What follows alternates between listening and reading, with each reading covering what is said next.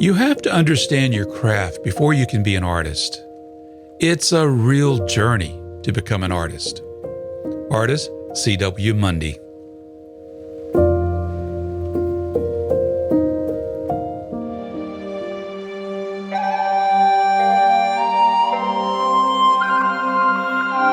This is The Artful Painter, art lessons for artists, collectors, and people who love art.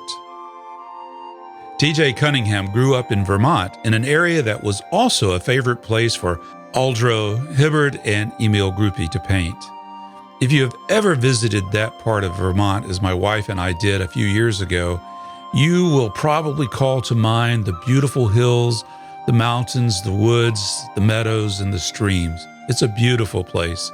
And nestled snugly in that beautiful setting are the small farms graced with red barns and cozy homes that beckon to a simpler time. Just as Hibbard and Gruppi found inspiration among this landscape, so does TJ Cunningham.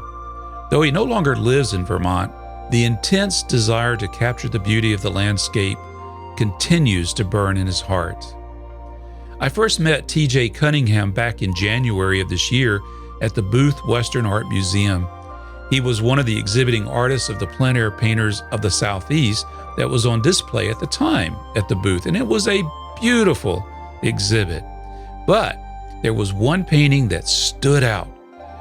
There was a hauntingly beautiful and moody painting by Cunningham called Near the Beaver Pond. On seeing that one painting, I knew I had to meet TJ and eventually have him here on The Artful Painter. In this edition of The Artful Painter, TJ talks about what he is drawn to paint, the importance of preparation before painting, and the unique tools and materials that he uses to paint with. He discusses how outdoor painting is a part of the preparation process. We also talk about his transition from gallery representation to his now being 100% self-representing in his home studio and also on his beautiful website. TJ was featured in the September 2014 issue of Southwest Art magazine in their series 21 Under 31 Young Artists to Watch in 2014. How true that admonition was for today's TJ's paintings are an impressionistic tour de force. When you examine his paintings up close, you get a sense that TJ relishes not only a beautiful scene, but also the act of making the painting. In many ways, looking at the surface of his paintings, it's not clear just how he made those gorgeous marks and textures, and that's by design. Using a variety of mark-making tools, he leaves a compelling mystery for the viewer to ponder. Each painting by TJ Cunningham exudes the wonder of being in the landscape. My name is Carl Olson, and this is The Artful Painter.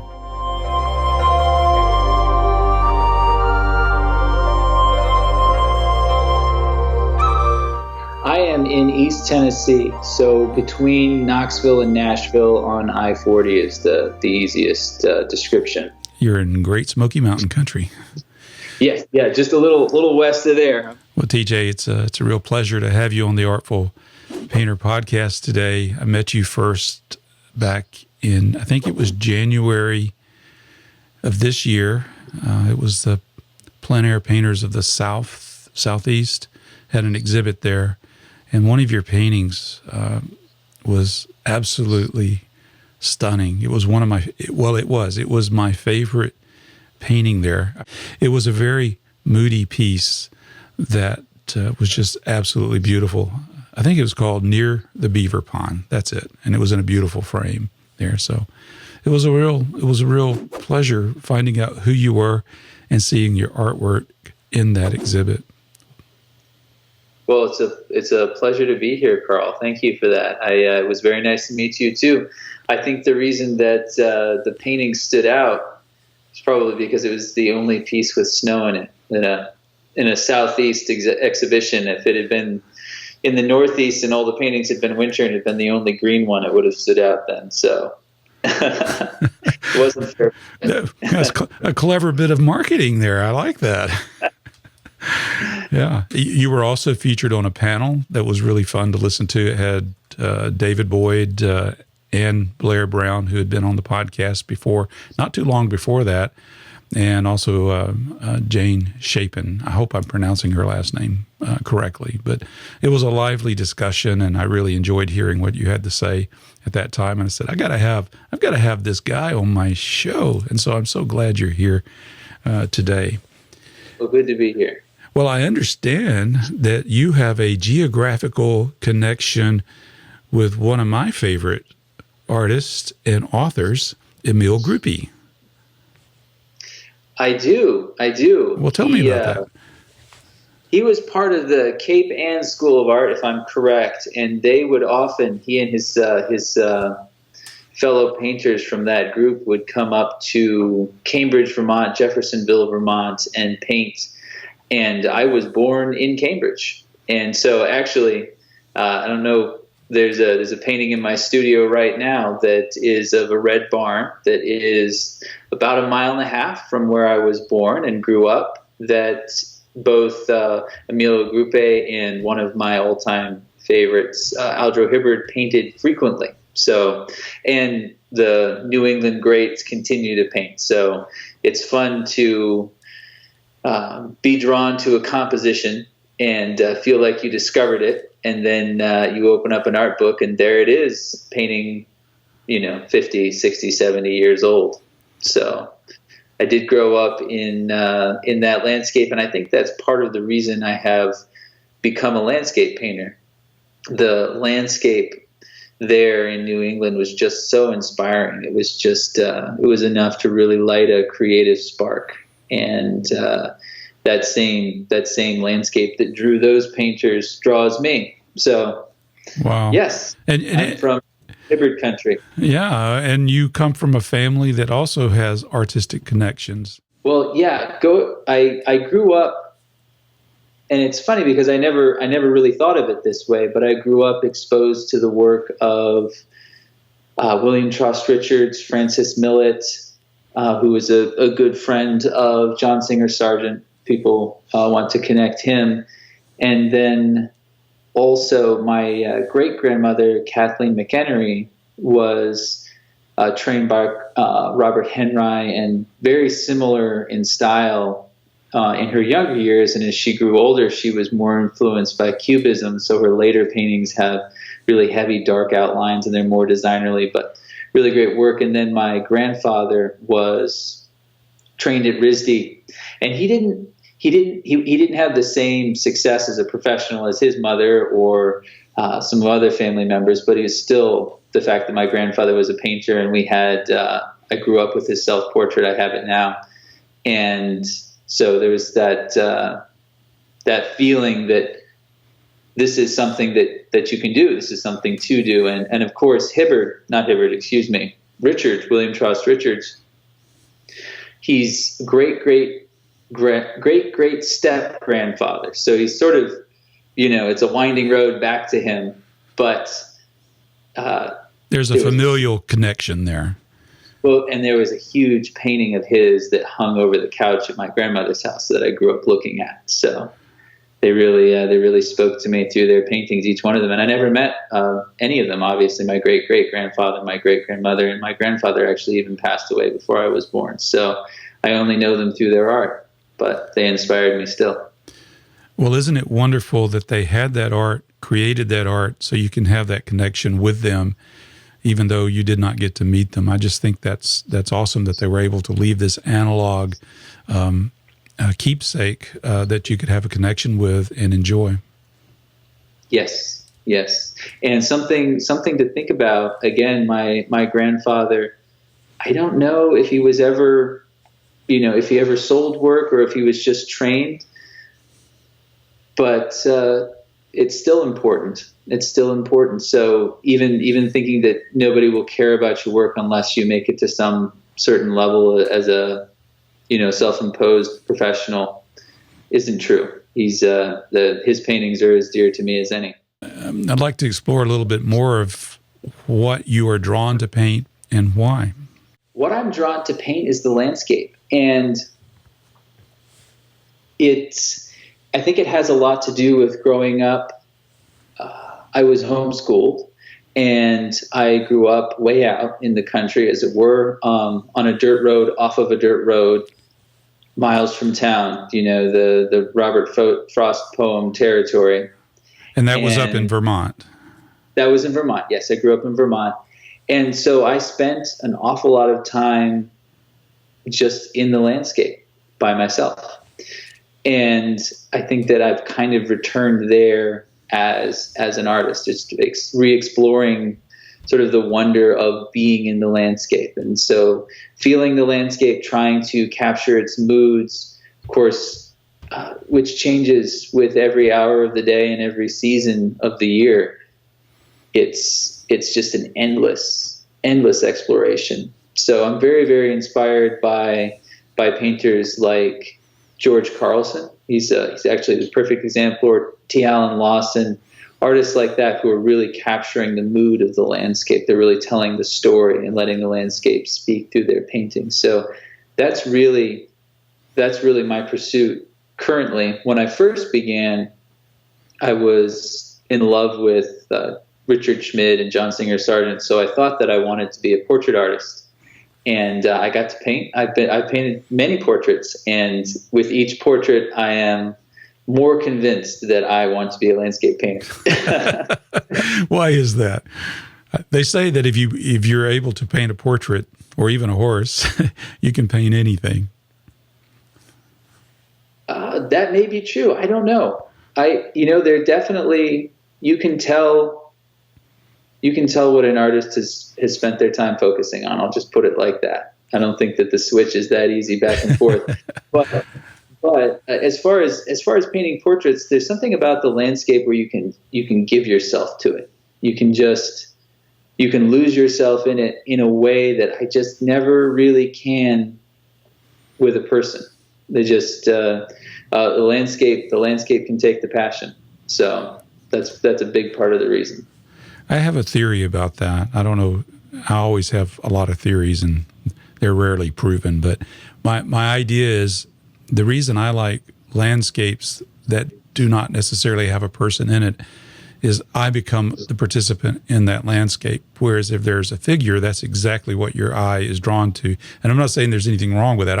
I love paintings that do have figures in it, but there is something enticing about whether it's a landscape or a landscape that features human elements without the humans there. You are able to insert yourself into that story. Mm-hmm. Mm-hmm. Yes. Especially in a feral landscape where you're in a place where you would not expect to see a person. It really is. It brings you there. And I painted a waterfall. It was a large piece. And at the height of summer, it's crawling with people. I mean, it's just a favorite place to go. And but I chose, many times I was there alone in preparation for this painting. So I just chose to have the landscape empty, just the waterfall. And it's for that very reason, because there's a power to being alone, a feeling to being alone with a power like a waterfall that I wanted to capture in that painting. But if I were to include all the people, that would be another interesting story. And I did do a smaller piece that included a couple of figures, which I liked as well. So it really depends on the piece. But outdoor painting, it seems to be a very important part of your process of gathering ideas, and I'd just like to hear a little bit more about the importance and role of outdoor painting in your work. Absolutely. The importance of painting outdoors is primarily for me in gathering source material. So I almost never, and I say this quite frequently, I almost never sell my plein air paintings because they're so valuable to me in the studio. And so I keep them in, I have 2 sets of blueprint drawers in my studio, and I think they're probably 250, 300 plein air paintings in those drawers that I routinely go through for inspiration, for even just understanding a color relationship in a piece that I'm working on. So it can be a totally different scene that I'm working on in the studio, but the plein air painting has that data. So I go through them like a catalog frequently. And that's the primary reason why I paint. And also, when you're painting from life, you remember the landscape in a different way than if you walk through it and take a photograph. When you stand there and you stare, many times you'll see wildlife. It's uncomfortable depending on the season. All of these things go into really observing and feeling the landscape. So that's the primary reason I paint from life. It's not. I'm not so much a plein air artist where, even though I belong to a couple of plein air groups and I enjoy plein air work, I'm not set up, paint a painting, frame the painting, sell the painting, set up, paint another painting. That's not what I'm doing when I'm outdoors. It's more about gathering source material for larger pieces. I've been hearing this a lot from a lot of artists that I really truly admire their work and their work ethic. Is plein air is not a means to an end as far as commercially. It's like you said. It is information gathering, getting resources for further development. It serves as a memory aid. I know the outdoor paintings that I have, I've not sold a single one and will not. They're memory aids. I can pick up a painting and look at it and say, I can remember how warm it was or how cold. I can remember the breath, the frosting breath when it was cold. I can remember the smells. I could probably remember how to get there. Maybe not. That's probably a stretch. But I just remember the sensations and the look of the light, who was with me at the time, and the things that I were thinking. It has proven to be such a tremendous memory aid. No, I agree. I agree completely with you on all of that. That's why I like to paint plein air. And it's great now when I go up to, I still, more and more as I'm self-represented, the entire American landscape is open to me, but I still have a lot of demand for Vermont scenes and New England scenes in general. And I'll travel with my panels divided up so that I can paint at least 4 little plein airs per panel, and really capture just as much as I can from life and as many memories and specific color relationships and all of that, and bring that all back into the studio. And you really use those plein airs over and over for different ideas. I'm even starting to invent landscapes now. So I've been painting for, and it's honestly with the help of much more mature painters who've been painting 3, 4, 5 times longer than I have, and their insights on how to do that. So I should put in that disclaimer. But yeah, so inventing the landscape and then using plein air paintings to fill in the information. I think that's what makes a painter an artist, right? Inventing things. I asked someone the other day where this particular painting was, and they said, well, I kind of invented it. It's loosely based on something else, but I moved some things around. So, yeah. I don't know if you've read Carlson's Guide to Landscape Painting. Yeah. Yeah. So the 13th chapter of his book, it's the last chapter, is on painting from memory. And that I think is where you start to get the real power once you've amassed enough skill and knowledge technical skill and the knowledge of the landscape to be able to paint your memories. I think that it's a trap because we have these beautiful big computers with high resolution images just to sort of turn into a human Photoshop filter on your image, and you run you run the image through the TJ Cunningham filter, and there you have it, a large format print oil painting, you know. And to get away from being just an image copier to someone who's telling a story, which is what I'm shooting for.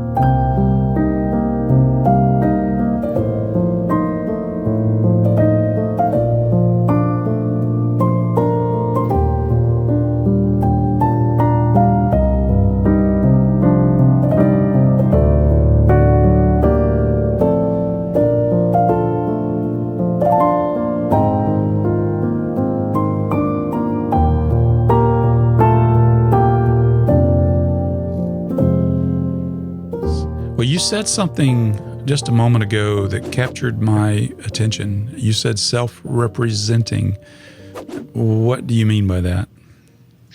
Oh, just that for the most part, I have chosen to represent myself rather than to work with galleries at this point. So it's fairly new, but if you check my website, my work is available on my website, and it's not through a gallery. And that just allows me to talk to my customers, my collectors, the people who are interested in my art at any level personally, rather than hearing about it.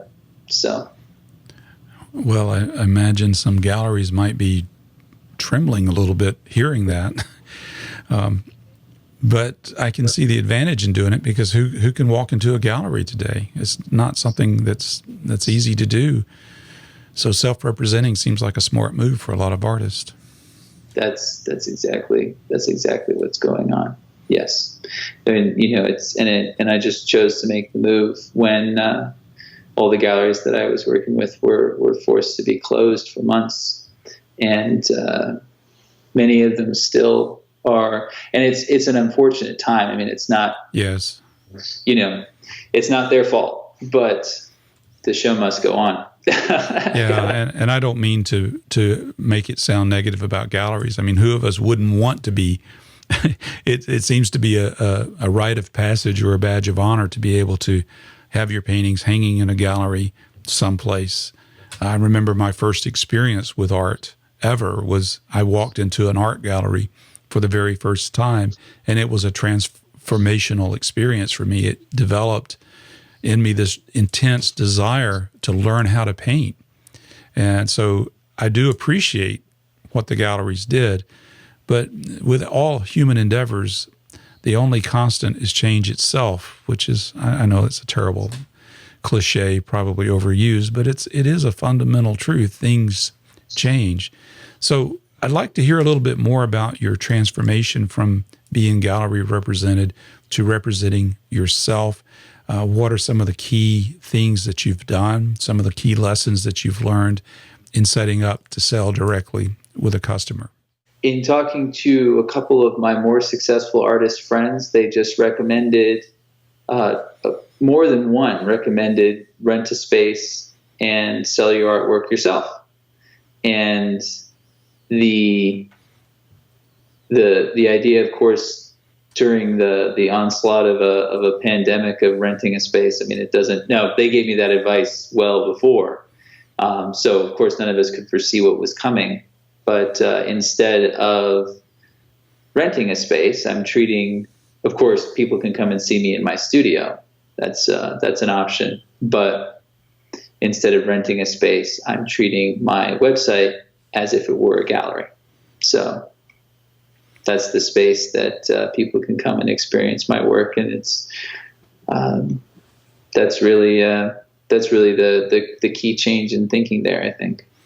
This is a topic that's come up to me personally. I've had a lot of conversations with different artists who are struggling with the technology, and it's what they want to do is just paint. They don't have to worry about a website and social media and all of that. But unfortunately, it is the tool that we have to use. But I thought your website really set a fine example.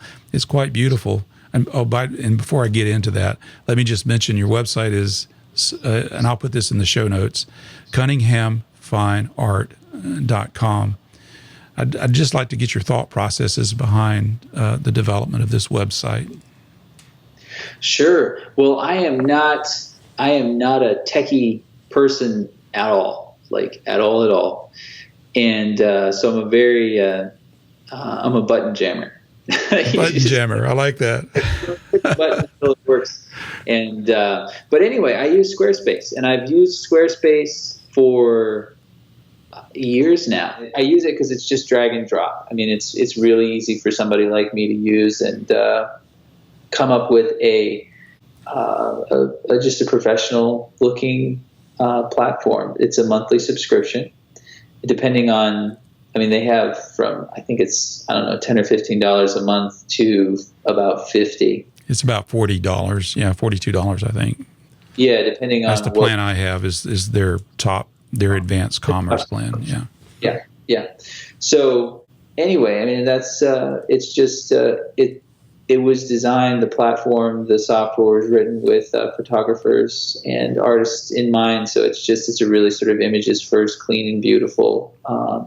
And for me, it's a happy medium between something like WordPress or Wix, which you can do a lot more. You can make much more custom, but the more options you have, I mean, it's sort of like Photoshop. I mean, Photoshop is a superpower if you know how to use it. And right. If you know how to use it, it's just confusing, So Squarespace is sort of between that and then one of the more typical art.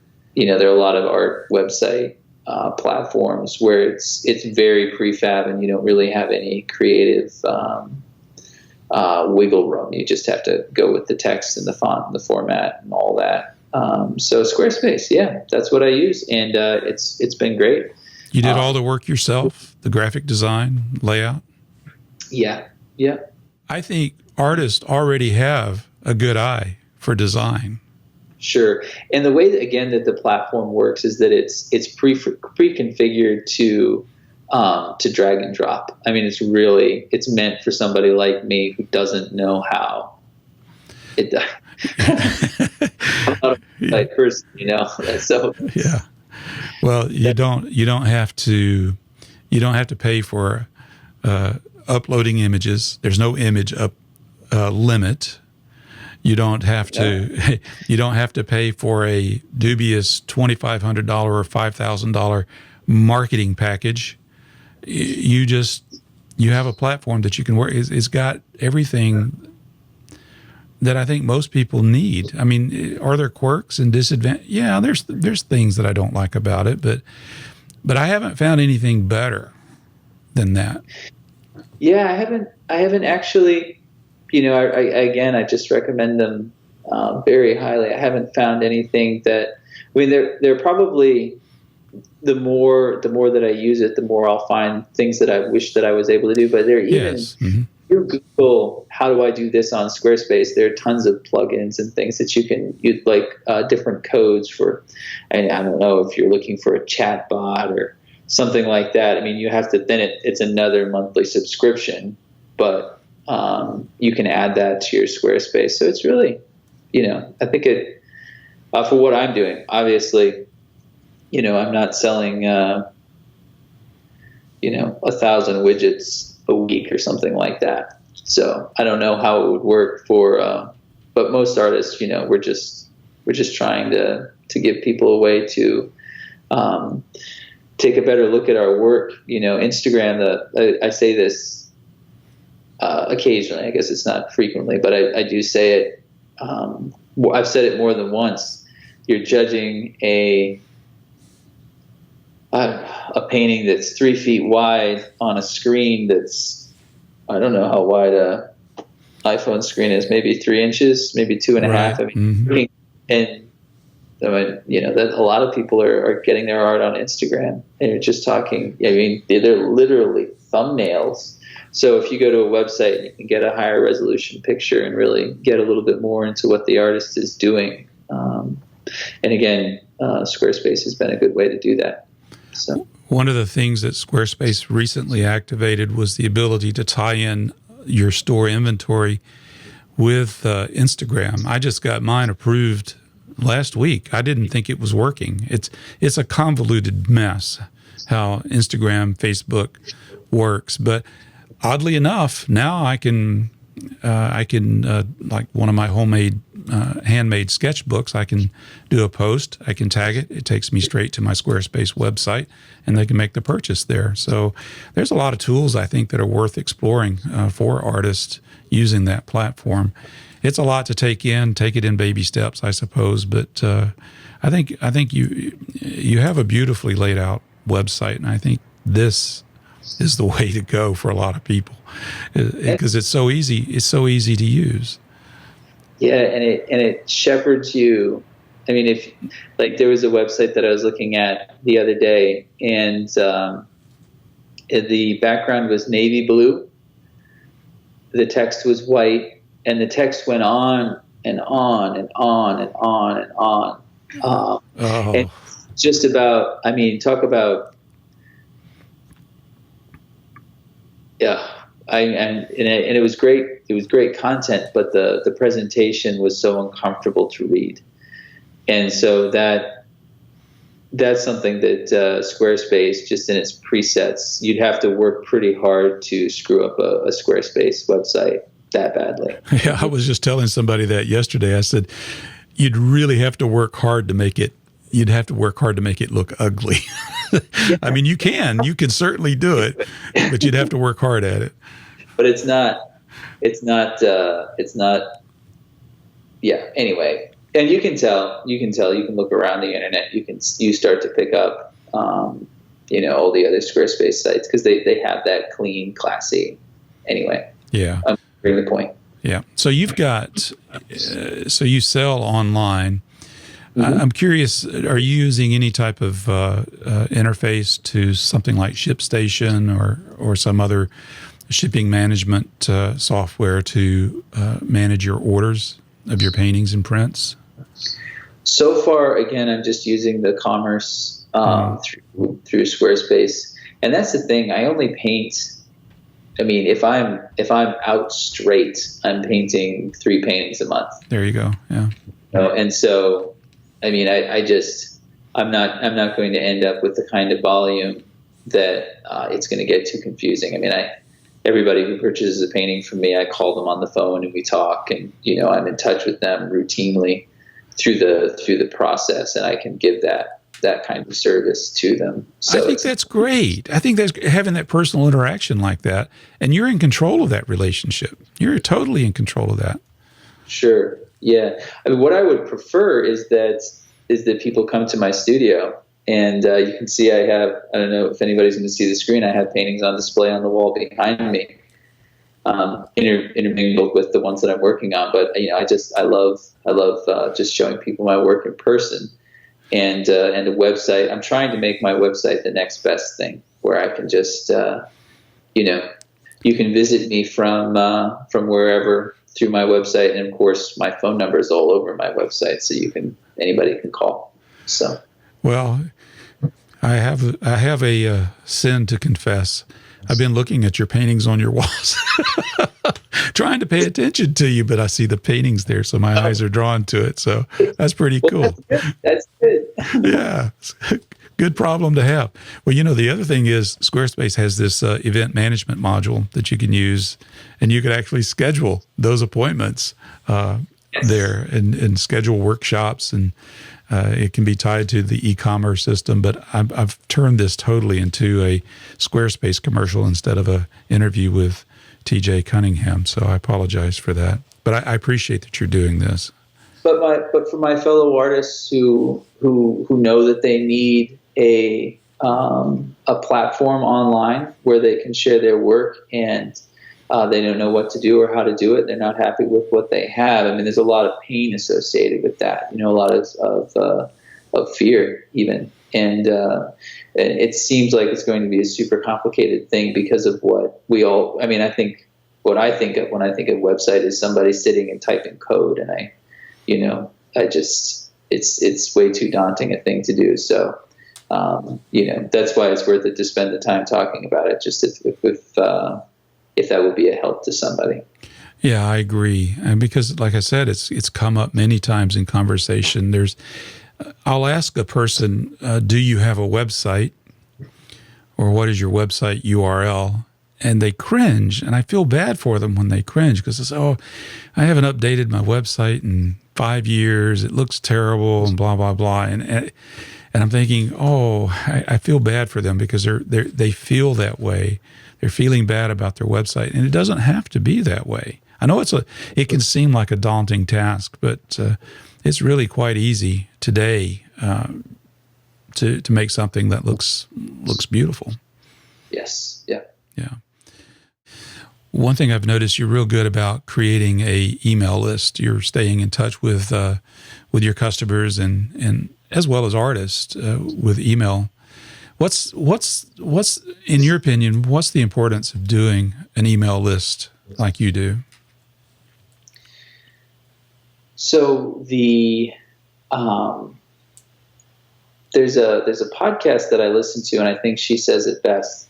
I'm trying to remember her name. Shame on me, I can't quite remember her name, but I know that the name of the podcast is Grow Your Tribe, and her name will come to me in just a second. But Grow Your Tribe, and the advice that she gave, that this is sort of in the beginning. I've had MailChimp for I think they were pretty close to brand new when I signed up. Back in maybe 2012, 2013. No, I don't think it was as late as that. I think it was 2012, maybe even earlier.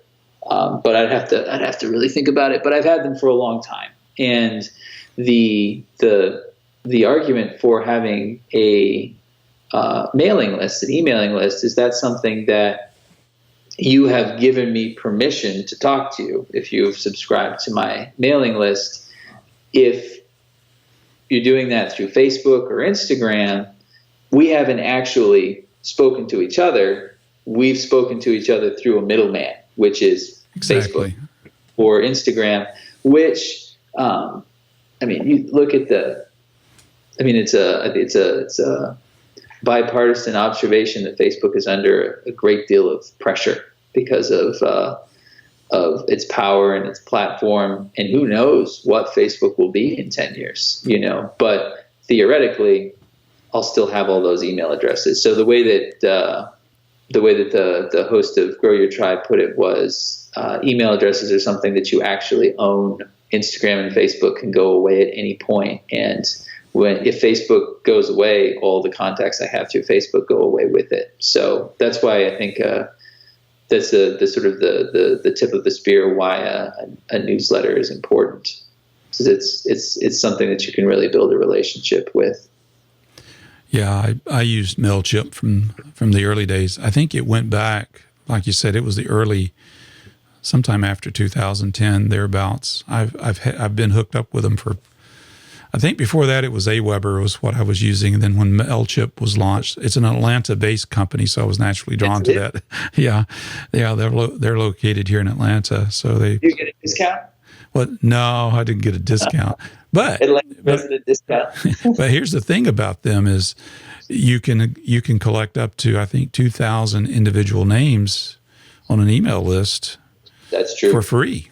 That's true. You don't get all the automation features, but I think most of us would be overwhelmed with a lot of the automation stuff anyway, and I don't know that it's necessary at this point. It's that Photoshop thing again. Yeah. Like, I bet you could do it. I bet you could do it with Photoshop, but I don't think to figure it out. Exactly, man. As long as it goes, I'm happy. Yeah.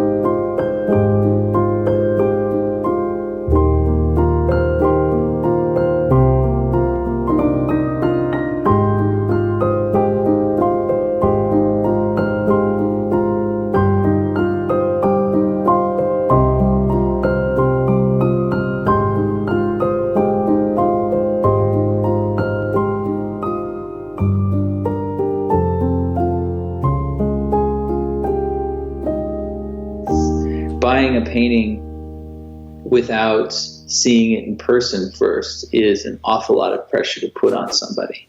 So by assuring them that if they buy the painting and receive the painting and decide that it's not a good fit for them for any reason, they can just and I have an account with UPS, so I can literally send the UPS driver to their door, to their front door, to pick up the painting and bring it back to me. So it's less pressure. I'm wanting it to be less pressure than buying in a gallery, where you really, because in a gallery it's the same sort of thing, because you walk into a gallery, and I was speaking to he was a museum director in Seattle, and he'd worked with galleries that were very high end, and someone buys a painting from, and these are his words, and someone purchases a painting from the gallery, but they don't take the $100,000 of lighting with them back to their home. That's a good point. It does make a huge difference how a painting is displayed. So, people are able to see my work in their home with their lighting before they actually have to make a final decision on whether they want to keep the painting or not. So I saw an artist, her name is Erin Hansen. She has a successful self-gallery, self-representation in California. And she had a most unusual article, and I thought, that's really clever. What she wrote was how to light your paintings. So evidently that is a problem. The painting does not look the same in my home as it does in a gallery there. So I thought that was pretty clever to offer a helpful tip about lighting so that they would get the most out of their purchase. That's something that I speak to my collectors about a lot, is how to light, where to light, advice. So being an expert, of course, if nobody can see it or you can't see it very well, then it's hard to enjoy it. Yeah, and it never looks the same, even on a website. The paintings, or if it's in print in a book, it's just not the same as seeing it up close. Mm-hmm. I know that from firsthand by seeing your painting at the booth and then seeing a picture of it, which I took. And, it brings back those memories, but it's just, you miss out on the texture and the appearance of the painting. Of course, the booth has great lighting too. So I was in Clyde Astrovic's studio, I don't know, a couple of years ago, maybe. Oh man, that must've been a trip. Oh yeah, it's beautiful, and it's an amazing studio. But he was talking about one of his collectors, and they called him and said, "I saw your new painting," and he says, "No, you haven't." And they said, "Well, I did. I saw it on your website. I saw it on your newsletter. I saw your new painting." He says, "My painting's in my studio, and you haven't been here. You haven't seen it yet. You've seen a picture of it." Oh, good point. Touche. Yeah. How did you end up going to his studio? Was he offering a class? No, I was there teaching, and I was teaching in his studio. Wow. No, I was in Bozeman teaching. I got you. And it was through the Bozeman Museum of Art, which is a new museum in Bozeman, and the director of the museum knows Clyde and just said, "Hey, would you like to meet him?" And I, of course, said yes. But I've met him before. There was a gallery that I worked with and for briefly out in Montana, so I met him trying to get a hold of some of his work before. So I've been there. I've been there a couple times, but he's quite a guy. He's an amazing, he's very interesting. Yeah, in person, but he's kind of it's like as a patriarch or something like that. He just has that feel. So. Yeah, I met him. I say I met him. See, it sounds like I'm name dropping now, but I mean, he wouldn't know me from Adam. It was something that the Olmsted Plein Air event had maybe 3-4 years ago. I can't remember.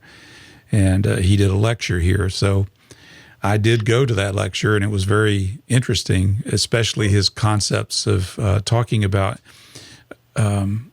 appreciating even modern art. A lot of us have a bit of a prejudice against a lot of modern art, and he was saying to really embrace some of the ideas because they break our mold. He wasn't saying you should like, the urinal in the museum and that sort of thing, but embrace the idea of experimentation and ideas from that. So that was one of the things I took away from his lecture. Yeah, he's very open-minded thinker and very creative, and it's wonderful to see how he incorporates all of that into very representational paintings. But again, I mean, talking about the difference between a photograph and seeing the painting in person, because I saw paintings in his studio at various levels of finish both times that I've been there, and then I see them online, and it's just, they look nice, but they were breathtaking in person, like, almost bring tears to your eyes in person. And then on the computer, it's a painting of a tree.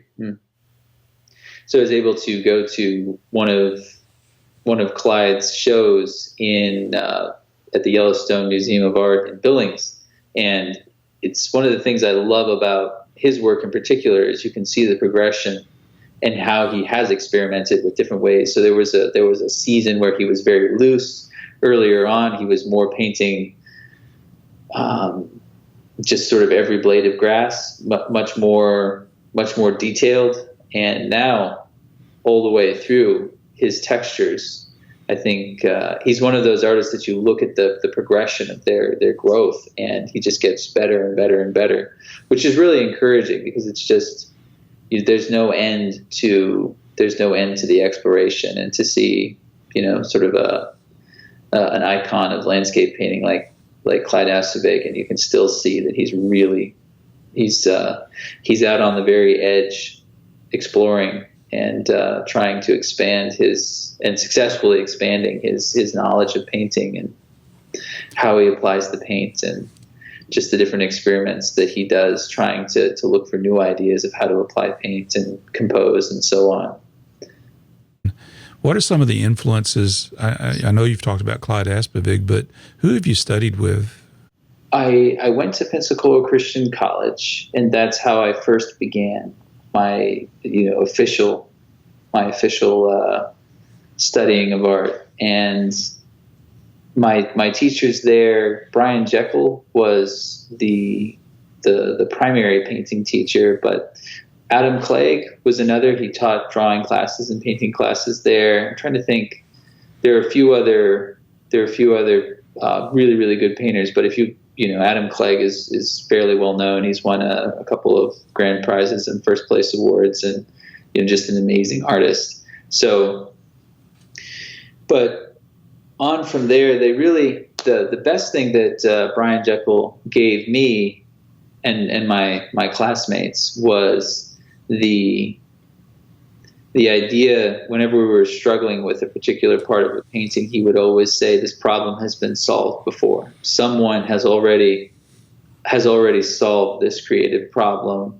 Go to the library, go to the art section, find out who they were and how they did it. And he would, of course, give suggestions so that we wouldn't be lost in there for hours. But that just taught us. Again, it's very different from the mindset that, the best thing that you can do is just look deep within and, be creative, and that'll help you solve your problem. It was really very based on learning to read the work of great painters and learning to incorporate bits and pieces of that into your own process. So that is, to my mind, the greatest gift I was given in college, and it was a Bachelor of Science degree. So I only had a few painting classes, and it was a commercial art degree on top of that. So it was very broad. Right. Okay. I didn't go to art school, but my one oil painting teacher, Brian Jekyll, really did point me in the right direction. And of course, in school, I was introduced to Alla Prima by Richard Schmid, and I wore that book out. I carried it with me. I think I slept with it under my pillow. I mean, I just it's out of my sight. And so that was really, that book was really influential. Although I have never met Richard Schmid, it's funny, he really has had a tremendous influence on me and on my work, but not in person. So then I finished the 4-year training, and since then, it's just the conversations I've been able to have with the greats. Been able, I've mentioned Clyde Oswego already. We spent, I think we were probably there for 2 or 3 hours just talking about his process, and he said many, many things that were very helpful. But since then, T. Allen Lawson has been very generous and has given me advice, and C.W. Mundy is, incredibly kind to me. I've been mentored since graduating. I've been mentored in person by some of the top artists in the country, and then through their work also, just whenever I'm able to see work in person, and I really am trying to reverse engineer what I'm seeing. And then, I've spent a lot of time on YouTube, awful lot of time watching tidbits of demonstrations, and I'm always adding books to my collection of painters that I admire and look at and learn from, and of course painting from life and just painting every day. I do paint. It kind of fluctuates. I'm married with 3 children, so there's a balance involved. Yeah, I'm kind of off balance. I think I paint 7 days a week, so it's long on Saturday and Sunday, but I'm usually up to something in the studio every day of the week. You teach workshops, so you've benefited from instruction, but you also teach workshops. I know the scene has changed this year. A lot of people are saying 2020 is almost basically a write-off when it comes to this sort of thing, but we'll always have learning. We'll always do learning. So I wanted to get your thoughts on teaching and how we might be better students when we are mentored or go to a workshop such as one that's conducted by you. What are some of the lessons that you've learned? My goal as a teacher is not to present myself sort of as a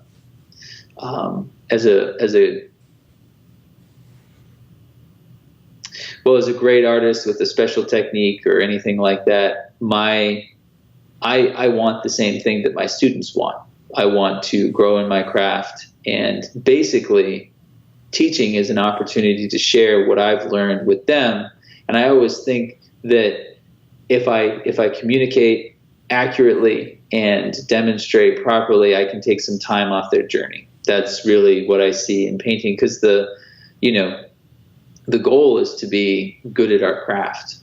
In both teaching and learning, the goal is to be good at our craft. So the biggest thing for me has been, in learning, being able to just leave my ego out of it, be open to criticism, and really to go for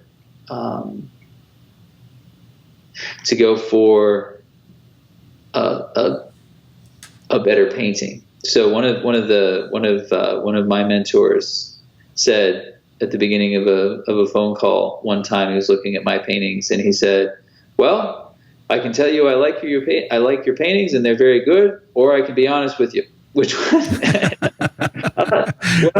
Which will it be? Right? Yeah, which will it be? And he knew. I think he knew what I was going to say. And the fact of the matter is that artists are complimented constantly.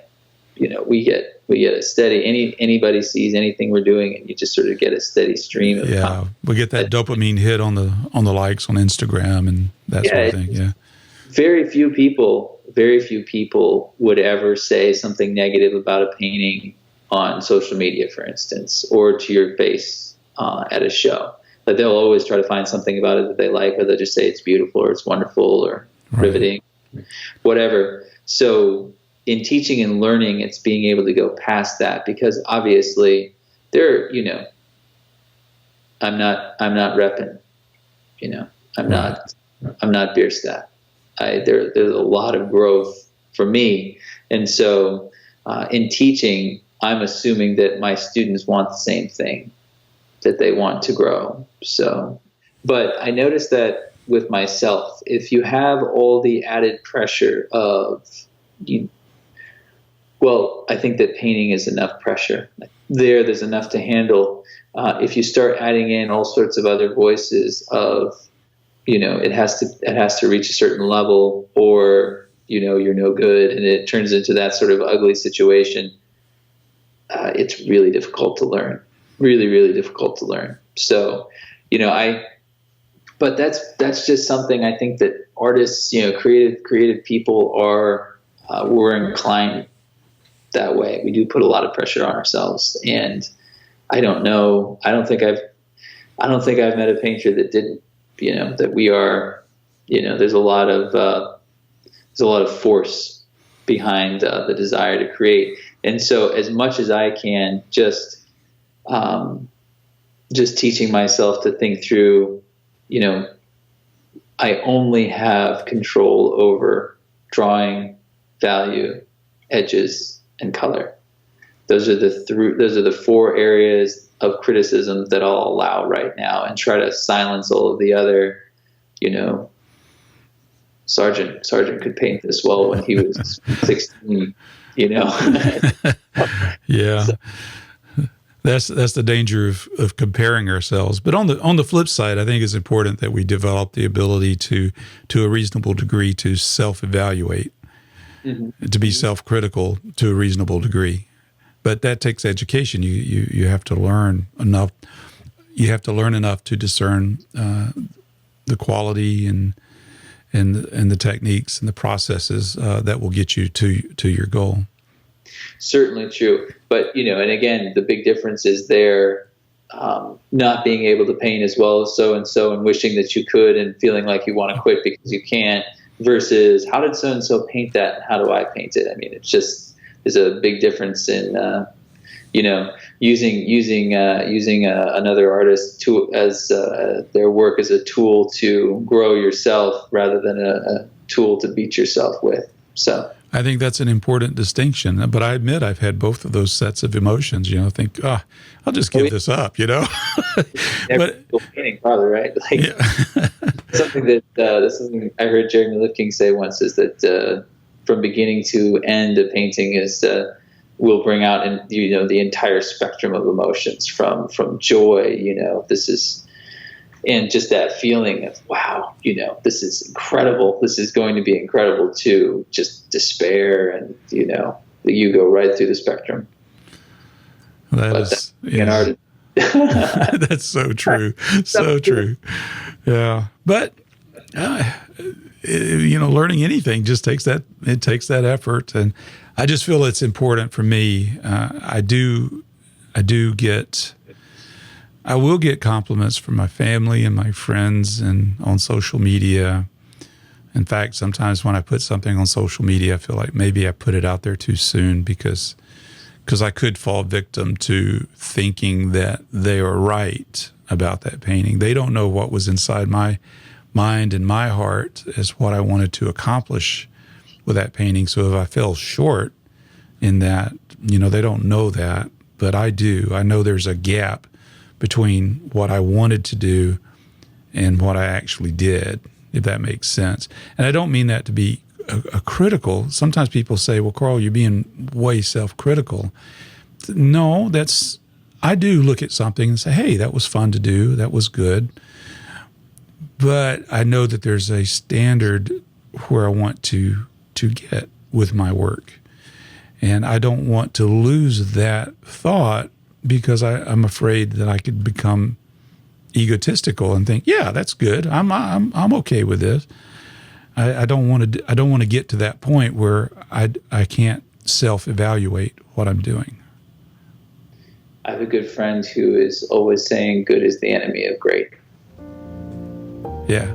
So you're always asking, what does great look like? And that's the goal. That's it.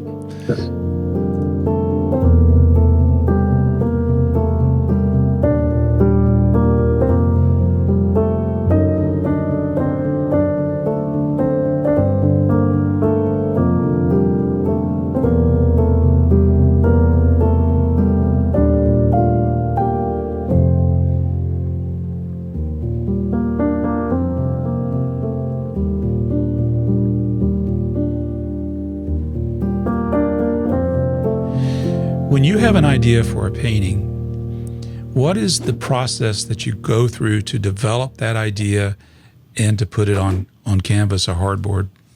Right now, I'm starting with black and white studies, and that is, again, on advice from my mentors, and specifically C.W. Mundy, who is just one of the things he said to me is these value studies are paying attention to the values in your painting is why the masters were masters and why we're just, artists. He said, because they were all about preliminary studies and values. And so, but even before, so he shared a lot with me on the actual process of how to do all that. I would say before having this conversation, these conversations with CW about how to do it exactly, I had thought, I remember it was the last Hunger Games movie. And if you didn't see it, that's fine. But I think I Googled it. Just how much did it cost to make that movie? And note that it was 138 minutes long. And it costs $138 million to make. And so $1 million a minute then. $1 million a minute. And it was just sort of a click in my head. If they're spending $1 million a minute on this, they're not leaving anything up to chance, right? No. So, and again, I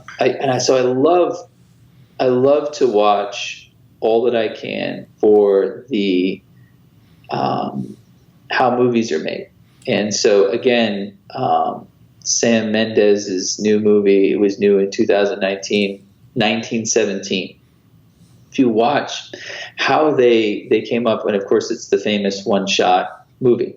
And if you watch the videos on how they came up with this piece of art, really, it was so much work going into every single shot. I mean, they built dioramas of specific sets so they could pre-study how the shadows would work and all this. None of it's left to chance. None of it's, you just roll out there with your IMAX camera and, the actor tries to think of something to say.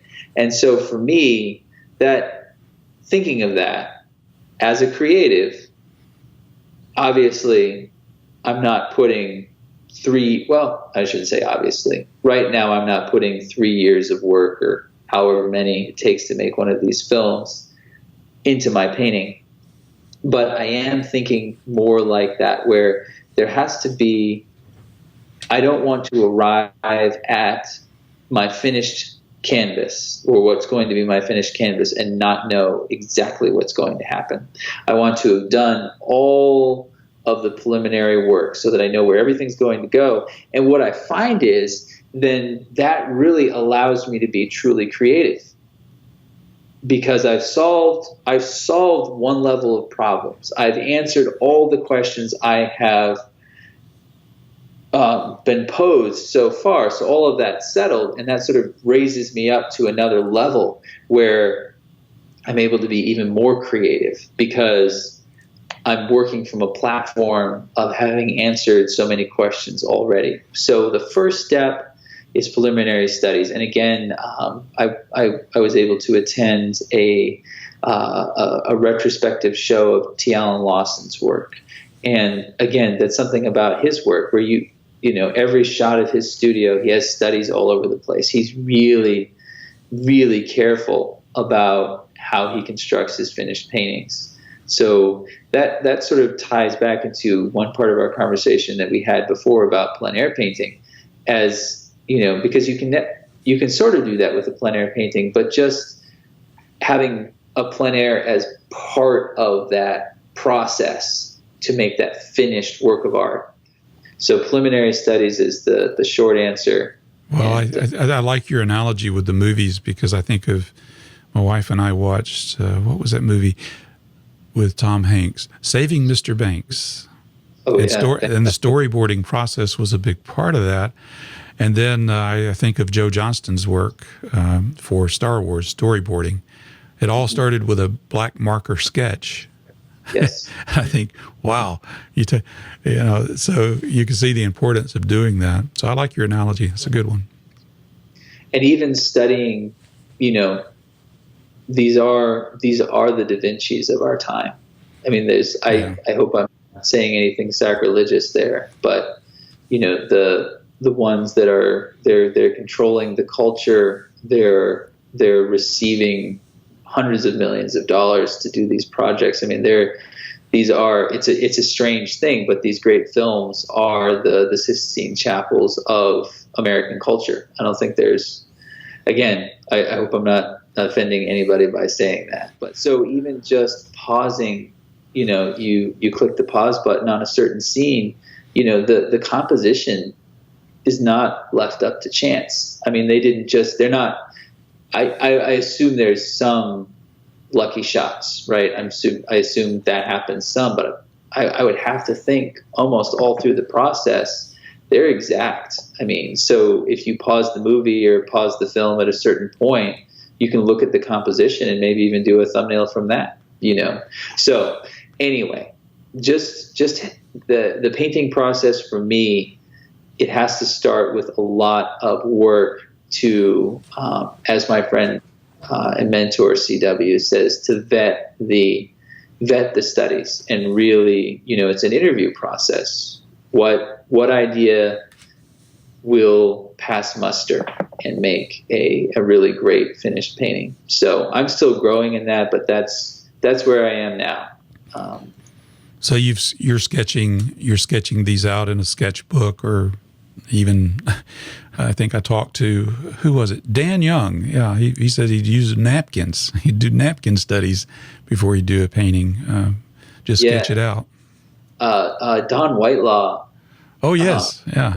I think brown paper bag, or that's what she said. I think it's brown paper bag or brown paper, just something that you're prepared, like the oil will eventually eat through this and destroy it for any preliminary oil studies, but that helps you to be more creative and push yourself farther because it's about the idea. It's not about the finished piece yet. So it's something that you can literally throw away.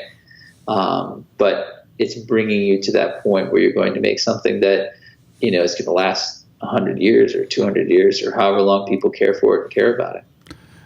So if I was standing in your studio and watching you, you've got your studies ready, you've got your idea, your concept developed, and there before you is this, I guess it's do you paint on canvas or hardboard?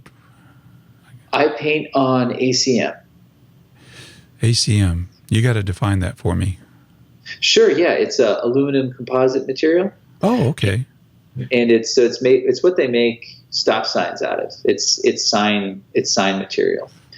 And so the reason I use it is because there's no chance of warping, and it's also easy to cut with just a regular box cutter. What it is it's aluminum composite material. So it's one very paper thin sheet of aluminum, actually two, with polyfill between them. So it's completely stable and the aluminum makes it strong. So, but if you score the aluminum on both sides and just sort of bend it in half, and there's some YouTube videos you can watch Sure. So even a blade cutter would score it pretty good.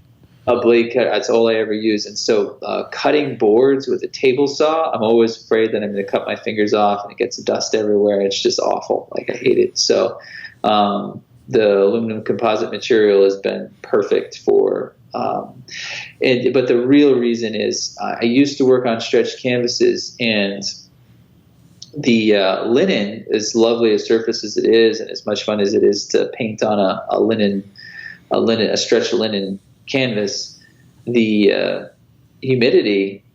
So if it's stretched in a really dry room and it goes to a really humid room, or if it's stretched in a really humid room and it goes to a really dry room, particularly the drier the fibers get, the longer they get. Right. So you get sag and ripple, and I've been to big important shows and seeing ripples in the edges of canvases and things like that. I just I hate it. Collectors hate it.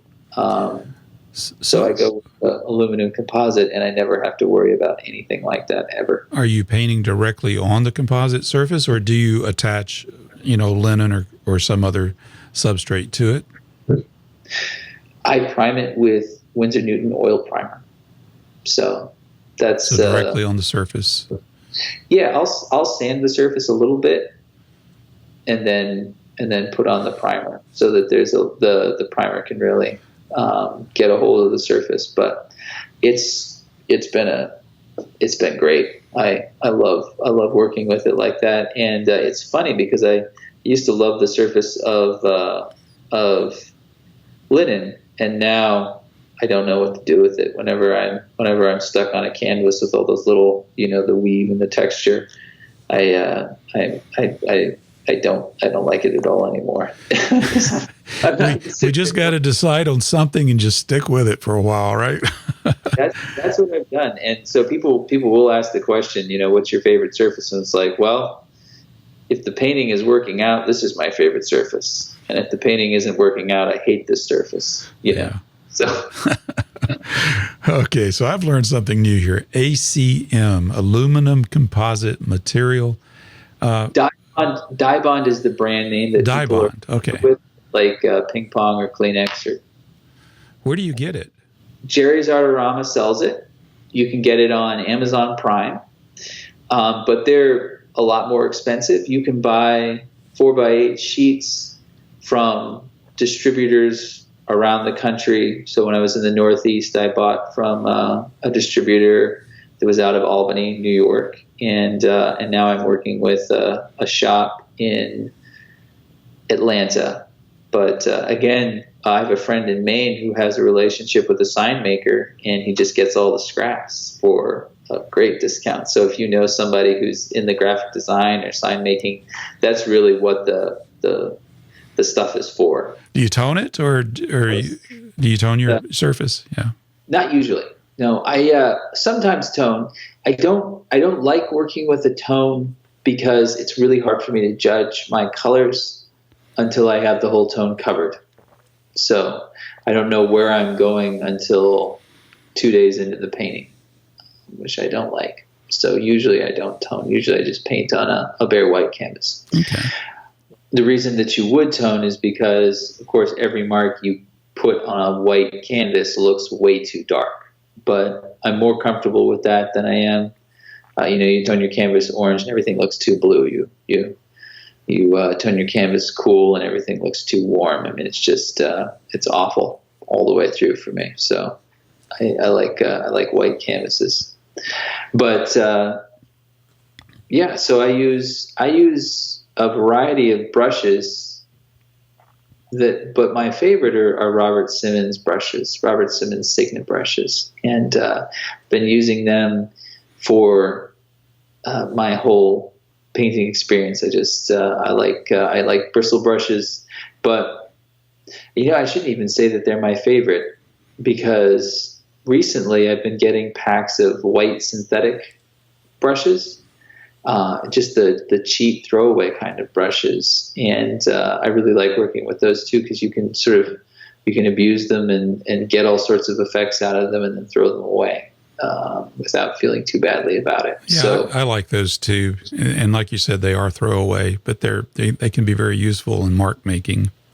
Yes, yeah, and that's the thing. I learned spending money on synthetic brushes wasn't a good idea for me, because I wear them out anyway. And so I can get just as much mileage out of a cheap brush as I can an expensive synthetic. But the bristle brushes, I mean, my big bristle brushes I've had for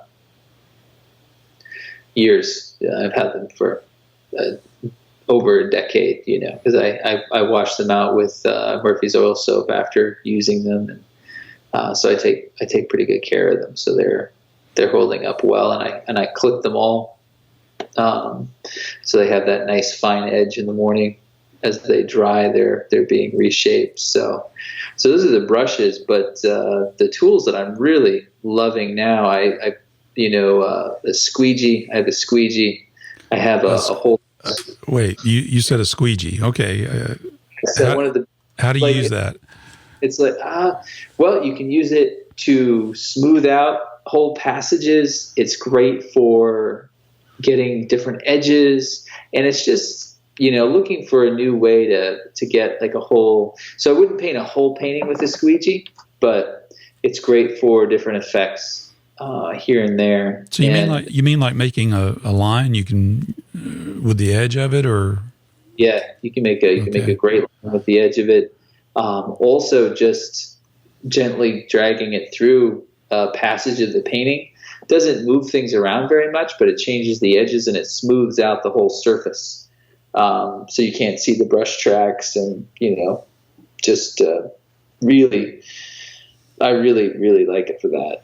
What's the size of it? Is 3 inches, 6 inches? Probably 10, 8, 10. Okay. Something like that. But mostly it's sort of underlayer painting. So I'm not using it very much in the finished layers of the painting. It's more for sort of developing interest and maintaining diversity in textures throughout the piece. But also I have a set of carving tools that you would use for clay sculpting. And those are great too for just different ways to put paint on, take paint off. So I try to vary the painting process as much as I can, the tools that I'm using, so that I'm not doing everything with a brush. And that all goes to the idea that at the end of the piece, I'm looking for something mysterious. I don't want to be so obvious in the way that I paint that you look at the painting and you can tell exactly how I did everything. Right. I'm trying to lose myself in my brushwork, vary the process, which just makes it a lot more interesting, I think. And I say that, and I think it's just more interesting for me. I like the mystery, but obviously there are lots and lots of painters who are incredibly direct, and their work is great, and people love to look at it too. So it's not really a right or wrong. It's just something I'm doing. So you're talking about the ambiguity of, there's the blatant brush stroke. You see it, you know it's a brush stroke. And let's face it, all of us, if we're painters, we're very curious about that. Yeah. We're the people that the museum guards are on keeping a close eye on, afraid that we're going to touch the painting. We get so close, but you add this element of mystery by kind of obscuring how that mark was made. Is that what you were saying? Yeah, and it's sort of the difference between Clyde Asselbig and Scott Christensen. If you look at Scott Christensen's paintings, and there's plenty of, and so I think they're a good example to use, because both of them are at a certain, they're incredible painters, both of them at a very high level of proficiency. But with Scott's work, you can really see how he did it a little bit more easily. There's the really clear, big brush strokes, and especially some of his older work, it's very fluid and not very ambiguous intentionally. And then you look at Clyde's work, and it's difficult to tell how he put paint on. Look at Tim Lawson's work, and it's even more difficult. And it just really, that's very true. And I just, and that's really a personality thing. Some people are drawn more to the big fluid brush strokes, and some people are drawn more to the ambiguity. And I've just always been more drawn to the ambiguity. So having a variety of tools for putting paint on and really doing layer after layer, it just gives me that quality and that mystery that I'm looking for. So no mystery. I'm using a squeegee to do it. Yeah, his secrets have been revealed right here on The Artful Painter. I love it. Oh, it is a lot of fun to see the different ways people express themselves. It's like music. What if everything was exactly the same? It would be terrible. It'd be boring. But the fact that you have one approach, Scott Christensen has another, or anyone else, it's just, I love that variety in expressiveness. And I guess that's why I'm drawn to this whole fascinating field of art and art making. because there's so many different ways to express it today.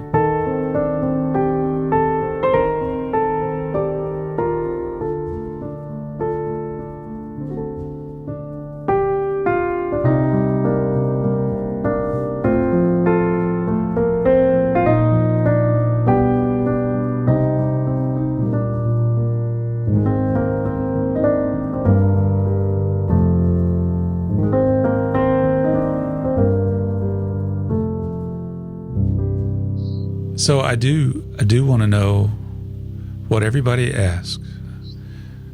I can't help it. I have to ask it. The colors, your palette, what's that look like, and what paints do you use? Oh, for sure. I use Gamblin almost exclusively. In fact, I could say I use them exclusively. So I do use the Winsor Newton oil primer, but Gamblin has been a wonderful and consistent paint maker for me. So I switch my palette around, but I've been pretty stable with the palette that I'm using now for a while. I last year switched over to all of their modern pigments, so I stopped using all of the cadmiums, and the blues were all chromes and oxides and naphthals and quinacridones and just that whole, for magenta colors like that. So for somebody who had a pretty traditional cadmium red, cadmium yellow, ultramarine blue, cobalt blue, it was a pretty strange world of electric color. And so I went through that and it was a little bit harder for me to get to the gray in painting that I like. So with the organic colors, with the modern colors, and I guess they are organic. So I switched back to all of my cools. I have alizarin permanent, and then ultramarine blue, cobalt teal, Viridian, and then I have transparent oxide yellow, transparent earth yellow, transparent earth red, and then black, ivory black specifically. I've used other blacks, and ivory is just the one for me. So that's the cool side of my palette, or the earth tone side. And then I stuck with the new pigments. So I'm using Hansa Yellow Light, Hansa Yellow Medium, Hansa Yellow Deep. Then I have Indian Yellow, Transparent Orange, Naphthol Scarlet, and Quinacridone Red. And I really that makes my palette, I think, except for the cobalts, harmless. There's no chance of I don't paint with the paints that have the may cause cancer label, but I'm told that they're really not. You're not going to get cancer from painting with cadmium yellow, but just to be on the super safe side. And also the Hansa Yellow and the Naphthol Scarlet, they're much stronger tinting colors. So as you mix them with other pigments, they hold their own a little bit better than the cadmiums did, which, depending on what you're doing with them, isn't necessarily a blessing. But I like them a lot. I think it was worth the switch away from cadmium. So that's my palette. That's what I'm using. I think I have 17 colors. Yeah. And you're an experimental painter. So if I ask you that question 5 years from now or 10 years from now, no doubt there'll be something different, right? Yeah. And nothing. Titanium white, but that'll probably be about it. Yeah. Yeah. Okay. Well, very nice. I like gambling colors too. That's what I started using. Actually, no, that's not true. My first foray into oil painting was with Winsor and Newton's water mixable, or however they say it, colors. They were very stiff, extraordinarily stiff colors. And then I switched to Gamblin. I went to a lecture Scott Gallatley did it, and I said, okay, that looks good. He let me try the paints, and that's what I've been using ever since. I do mix it up with a few other tubes of other colors. It was one of those things where I ordered a bunch of paint, and there were a couple of other brands that are about on par with Gamblin as far as cost and make, and they came with the lumps in the paint, and like it had been partially cooked in shipment or something like that. So I sent it back and got more, and the replacement had lumps in the paint. So that was kind of one of the deciding, like, Gamblin has never let me down, never ever once, and yeah, their milling is very consistent, I find, at Gamblin. Yeah. I know a lot of artists like to use things like Vasari paints, Michael Harding. Mm-hmm. I haven't tried either of those. Well, I do have one tube of Vasari. It's nice, but it's just extraordinarily expensive paint. They're expensive, and they also have a feel like when they retire, that's probably it. They're just very small shops. So painting for the next 50 years, hopefully. I don't want to outlive my paint supplier, and I think that Gamblin's small, but they seem like they'll keep. They're a little more commercial, I should say it like that. Yeah. Well, there's plenty to talk about with oil painting. There's no doubt about that. And you've really shared a lot of incredible information, TJ. Really appreciate it. And as I've mentioned before, I love your artwork. It's quite beautiful. And I'm glad I had the opportunity to actually see it with my own eyes. That was quite an experience. And I appreciate you taking the time to talk with us here on The Artful Painter. Well, it's been a pleasure to be here, Carl. Thank you so much for having me. Really enjoyed the conversation.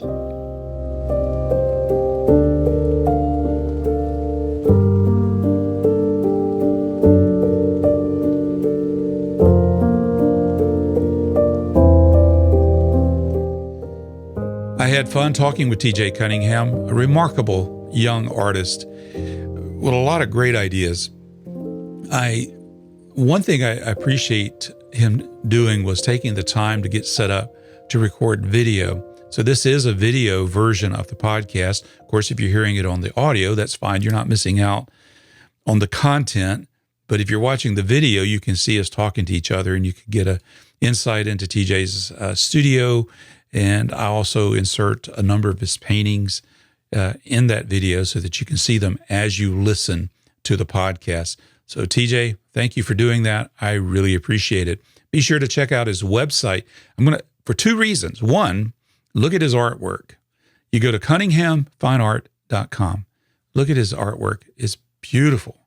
He has a very nice blog. He shares a number of articles there. He conducts workshops. It's good content. But the second reason I want you to look at it is this is what we need to be doing as artists, as painters, with our websites.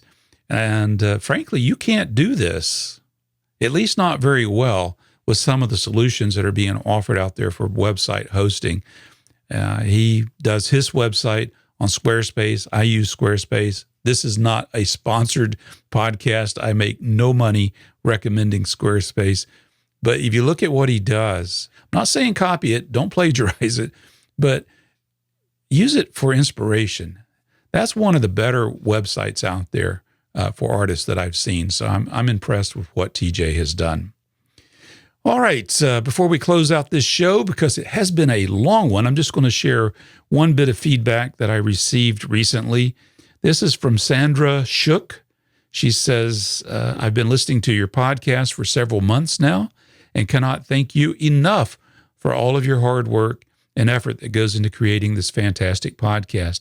I have found and learned not only from you, but the featured artists that you have on your shows.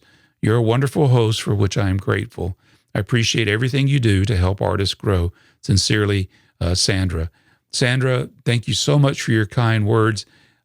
The credit really belongs to my guests. They're the ones that know this topic well. I'm just a learner, and that's okay. I'm having fun learning, but they are the ones that have this, they're a font of knowledge and information and experiences, and I'm happy that they take the time to talk with me, and I in turn am able to share that with you. But thank you. I really appreciate the encouragement. I want to take a moment to thank my associate producers. These are people who support the Artful Painter with their generous donations. And I'll just read you the list here. Alan Bloom, Jeffrey Eichhoff, Richard Husband, Brett Kimber, Jonathan McPhillips, Jim McVicker, Margaret Miller, Debbie Mueller, Frank Wash, and Colleen White. I want to thank each and every one of my donors. It helps. It helps take the financial burden of doing a labor of love, okay? So it really helps. And if you'd like to donate, you certainly can do that too. You could go to carlolson.tv/donate, and there's a button there for you to use. I appreciate you just listening to the show and sharing it with your friends. I know a number of you have done that too, and that's very much appreciated. I also love hearing from you. The feedback is encouraging. It's kind of like my inspirational fuel to keep this show going. When I hear from someone, to hear about your experiences. And oh, by the way, when you do contact me, be sure to leave your website. I might share it. But anyway, go to carlolson.tv and click on the Contact tab. I'll be happy to hear from you. Thank you for listening to this edition of The Artful Painter. I'll see you in the next episode.